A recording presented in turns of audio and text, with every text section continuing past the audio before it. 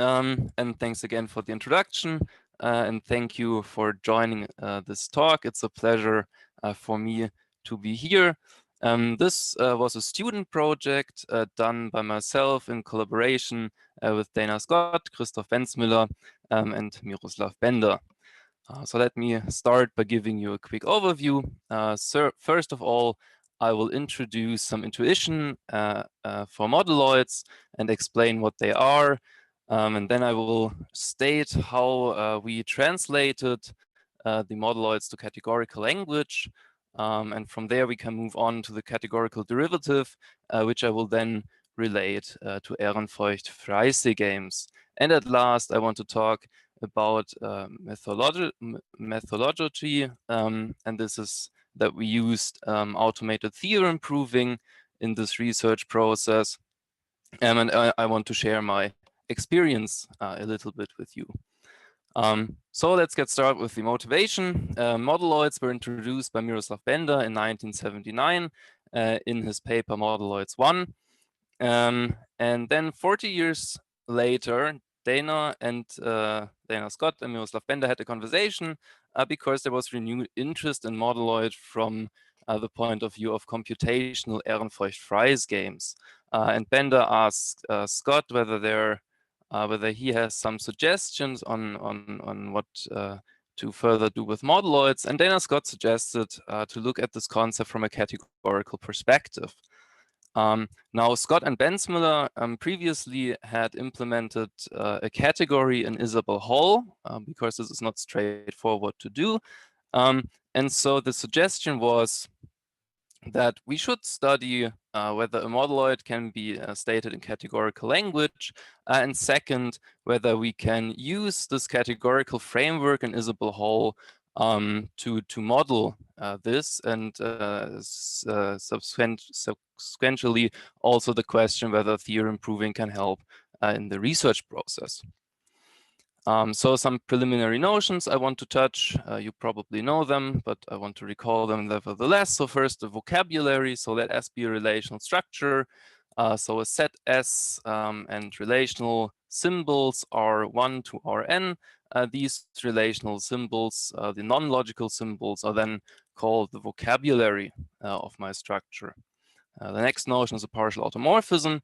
That is an isomorphism.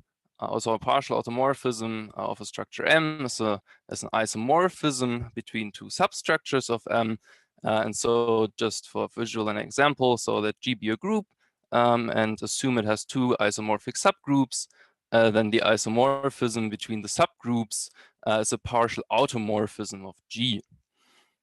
So let's start with the idea of a modeloid. The idea is to study the abstract properties of the set of partial automorphisms of a relational structure S instead of S itself. And so the modeloid characterizes these abstract properties. Now, because we want to abstract from the structure, we do not want to talk about partial automorphisms anymore, but about partial bijections. And the partial bijection really is a bijection on a set that is just not defined on the whole set. So a modeloid is a set of partial bijections on a finite set sigma, and these abstract properties it should satisfy are the closure of composition, the closure of taking inverses, something which we call inclusion property, which means that if you have a partial bijection in your modeloid and you restrict the domain a little bit, then you want the restricted partial bijection also to be in the modeloid. So it's a downward closure of function restriction. And at last, we want to have the identity element in the modeloid. So the roadmap on how we got to category theory was that we realized that this modeloid really is an inverse semigroup. I will explain what an inverse semigroup is and the Wagner-Preston representation theorem on the next slide. So just stay with me for a second.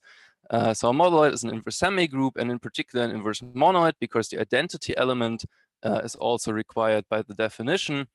And because of this, we have, let me go back to the modeloid, we have the composition and the inverses already to translate it to semigroup language. And so what is the not quite straightforward step is how to translate this inclusion axiom. But this is possible by the Wagner-Preston representation theorem because it enables a faithful embedding of a inverse semigroup in a set of partial bijections. More to this in a second. And we called this construction then in the language of semigroups a semi-modeloid. Now the next step was to see that a semi-modeloid is actually one object inverse category. An inverse category is the generalization of an inverse semigroup to category theory, just as a group is generalized to a groupoid in categorical language. And so we were able to formulate the axioms in categorical language for one object, semi-modeloid, so to speak. And then the question was, what happens if we allow more than one object in the inverse category? And this is how we arrived at the categorical modeloid. So let me recall the definition of an inverse semigroup. An inverse semigroup is a semigroup with the composition. So that's the first axiom, the associativity. Then the second axiom basically states that X composed with the inverse of X acts as a left identity to X, and that X inverse times X acts as a right identity to X. The special thing, though, is that these identities are not, so there's not one identity like in a group, but there can be several ones, and that reflects the idea of partial identities. So we have the possibility to have several identity elements in this semigroup. And the third axiom says that the inverse of the inverse is the identity function, and the last one states that we want these partial identities, so X composed with inverse of X and Y composed with Y inverse are partial identities, and we want those to commute. And this is then an inverse semigroup if this is satisfied. Now the Wagner-Preston representation theorem says that whenever I have an inverse semigroup, I can faithfully embed it in the set of partial bijections on the set on which the inverse semigroup is defined. And by faithful, I mean faithful with respect to function restriction, because with the natural partial order that is expressed by A smaller equal than B, this is equivalent to the function restriction in the set of partial bijections. And because of this faithfulness property, we can actually translate the inclusion property from the modeloid, which we saw earlier, by using the natural partial order. So what was partial bijection? The modeloid is now simply an element in our semi-modeloid, and the modeloid was a subset of the set of partial bijections. So in the more abstract setting here, we say that a semi-modeloid is a subset of an inverse monoid, and the axioms are then, after we utilize the Wagner-Preston representation theorem, are pretty obvious. And we can actually prove that each semi-modeloid can be faithfully embedded in a modeloid. So next, like I mentioned, an inverse monoid is a one object inverse category. So the first three axioms pretty much stay the same. The one question that needed to be answered is what happens if we allow more than one object in the category? And now because we also want to do category theory in Isabelle Hall, we use a definition of a category where the objects are identified with their identity morphisms. So we have only morphisms and no object in our category, and the objects are simply the identity morphisms. Therefore, the fourth axiom says that all identity morphisms should be in my modeloid. And this resembles having the identities on the modeloid, because now the Hom set of each object in the category is again a semi-modeloid, and this is why we believe this to be the correct generalization. Okay, so now let me dive into the modeloidal theory a little bit, and that is the derivative operation. The derivative operation is the central operational modeloid theory, and it checks if a partial bijection is arbitrarily extendable by one element. So if we have a modeloid on sigma, then an element is in the derivative, so a partial bijection is in the derivative if for each element of the set, if I can extend this partial bijection with each element of the set in the domain and with each element of the set in the range. And if these two extensions are possible, then the partial bijection is in the derivative. And this extendability is inspired by the back and forth property found in Ehrenfeucht-Freise games. And now the main question for our categorical setting is, can we translate this definition? So can we abstract it? And the answer is yes. The only difference is that we can only check for general extendability and not just for one element anymore. So we define the derivative on the Hom sets between two objects x and y, and then an amorphism between x and y is in the derivative if for all idempotent and atomic elements in the endoset of the domain of F, we can find an H which will extend F, which we express by the natural partial order in an inverse category. And then H inverse composed with H can be seen as the identity on the domain on H. And so if A is smaller or equal than this domain identity, then we conclude that, or that basically says that A is in the domain of H. And the idempotent and atomic elements are exactly the elements from our set sigma if we go back to the concrete setting. So if we look at a categorical modeloid and plug in, look at the Hom set XX, and then for X being a finite relational structure, then we will see that this definition just collapses to the modeloid definition, which we have just seen. Now, what can we do with this? Let me introduce the notion of M equivalence. Two structures, X and Y, are called M equivalent, denoted by X, M equivalent Y, if they satisfy the same sentences of quantifier rank smaller or equal than M.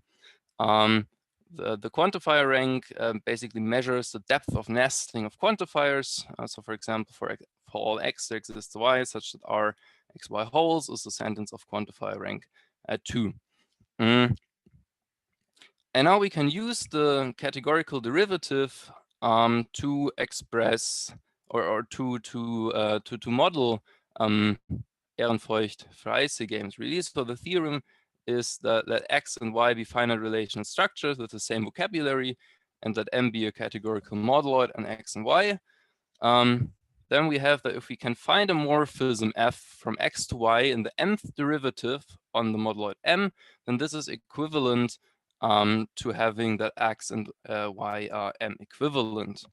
But the categorical modeloid and the categorical derivative, they do not depend on any structure that we choose before, and therefore with this notation and with this, in a sense, algebraic theory, we can express Ehrenfeucht-Freise game on a much more abstract level.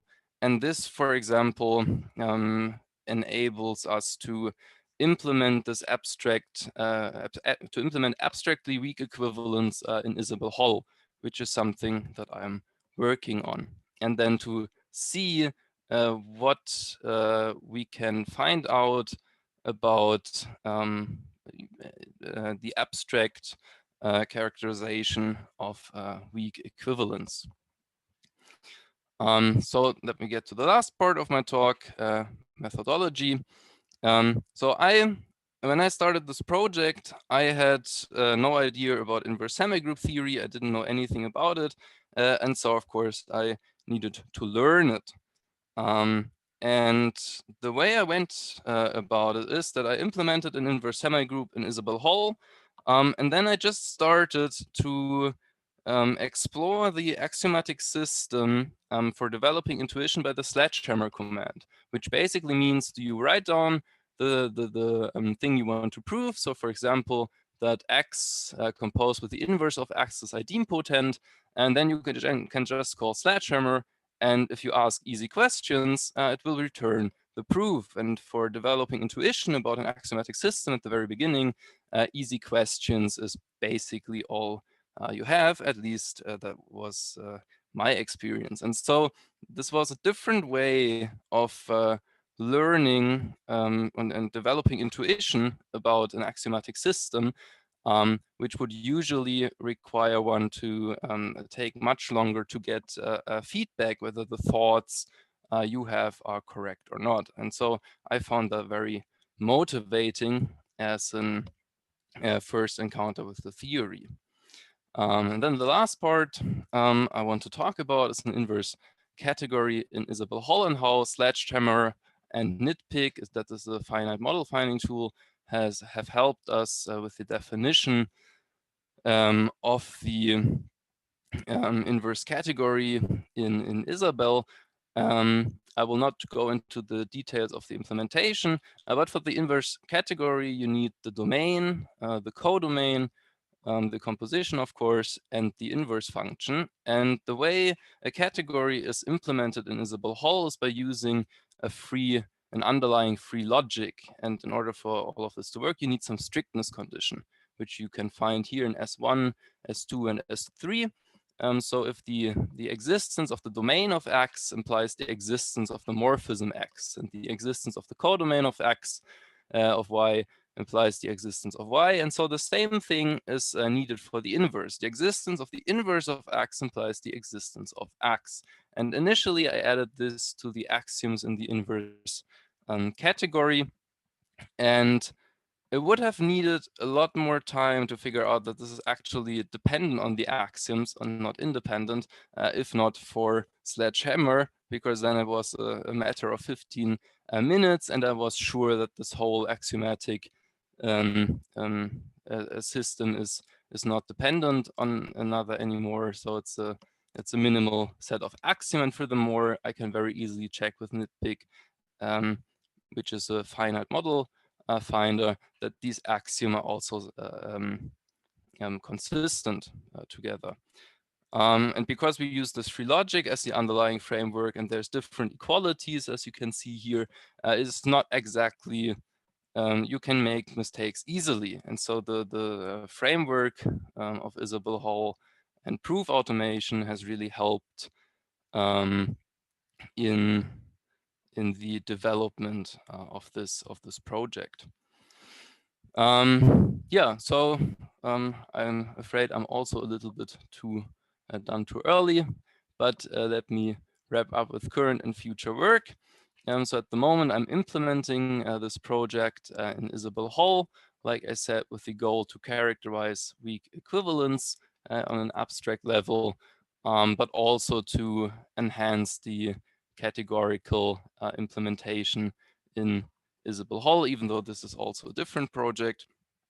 And furthermore, the Modeloids developed by Miroslav Benda, of course, had a theory, and this theory is probably translatable to the categorical language as well. And so it's an interesting question to see how much of the modeloidal theory can also be absorbed by the categorical context, so to speak. So yeah, that was the talk. Thank you very much for your attention, and I believe we have plenty of time for questions now. Yeah, thank you very much for your talk. Are there questions of the audience? Yeah, Peter, please, Peter. I missed that. What are the atomic elements in concrete modeloids? Say not in the categorical sense, but in the concrete sense. So let me go back to the slide. So in the concrete setting, let me go to the derivative. And the concrete setting, we say that for all elements A on the set sigma, we want that this extension is possible. So in the abstract setting, we somehow need to be able to talk about the elements of this set. But now you can characterize each element by its partial identity. So the identity that is only defined on A. And these partial identities then have an abstract axiomatization by being idempotent and atomic. And atomic is a notion that pretty much expresses that there's no smaller subset except the empty set. So in concrete modeloids, it would be the maps that just have a one element domain, or what? Yes, exactly. Ah, okay. There was a question by the other Peter in the audience. Yes, thank you. Please. I have two questions. Is there a Wagner-Preston theorem for the categorical modeloids? In which sense? Like, where do you want to embed the categorical modeloid in? Some type of relation. Okay. I'm not sure. So the Wagner-Preston representation theorem goes for inverse semigroup theory. And I'm not sure if there is a corresponding theorem for the inverse categories. I'm not sure, but I mean, it feels like it would be reasonable to assume that if you take some kind of category of partial bijections, where the morphism are partial bijection, that this would be embeddable as well, but I'm not exactly sure. Okay. My other question is about the Isabel implementation. You were saying when you were experimenting, it can tell you easily with sledgehammer if there is a proof. But what is your experience with trying to understand these proofs?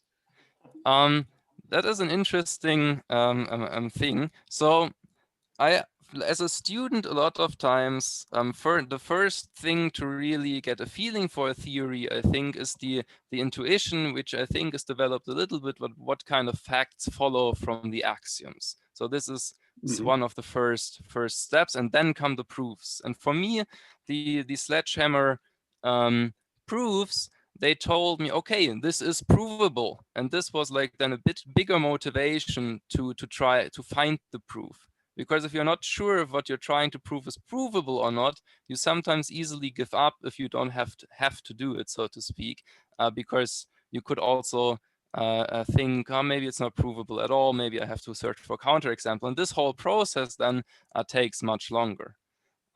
So in theory, these proofs you can get by sledgehammer, they are not very human readable to my knowledge. But in theory, there's a framework also in Isabel where you can get back Isabel proofs. So there is work on understanding the proofs that come back by sledgehammer. But of course, to be fair, if you really want to understand a theorem, you have to do the proofs by yourself, right? So this is really just the initial step for intuition and for motivation, I would say. Thank you.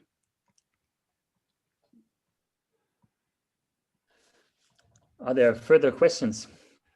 Peter, there are so many lemmata.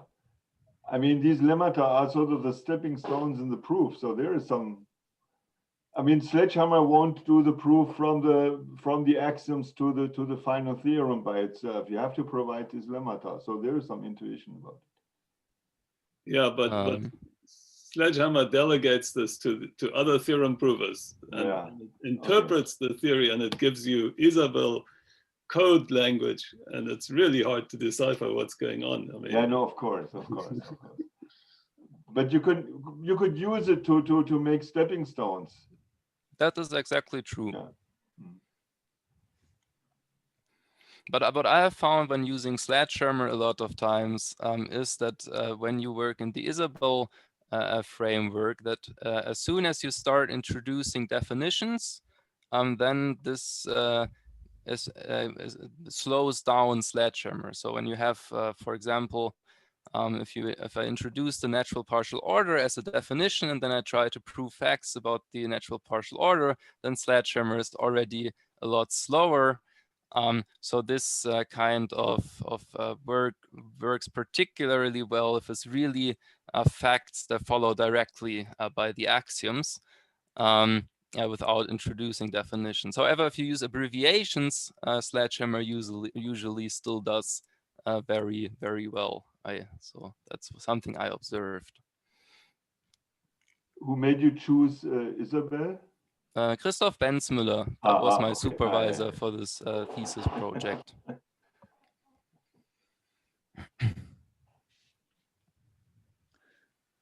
Okay, And nice do you talk. see potential applications of this for in finite model theory, where they use these Ehrenfurcht-Freisee games to understand the quantifier complexity, the alternation depth? Do you see some potential applications, or? So the thing is that none of our group really had a deep knowledge of finite model theory, and therefore the scope of possibilities where this could be used is actually not known to us. So far, what I see is that we have a more abstract setting that doesn't use set theory, for example. So we are only dependent on an inverse category and on the categorical derivative. And therefore, we have a much more abstract way of saying what these back and forth properties actually do, what the Ehrenfurcht-Freisee games actually does. And so what I can say is that I think mainly that one can explore on what of the consequences of Ehrenfurcht-Freisee games, for example, are still valid in this abstract setting where a lot of concrete information is missing. So this would be the one. I don't know whether it's really an application, but it's more like an abstraction process, I would say.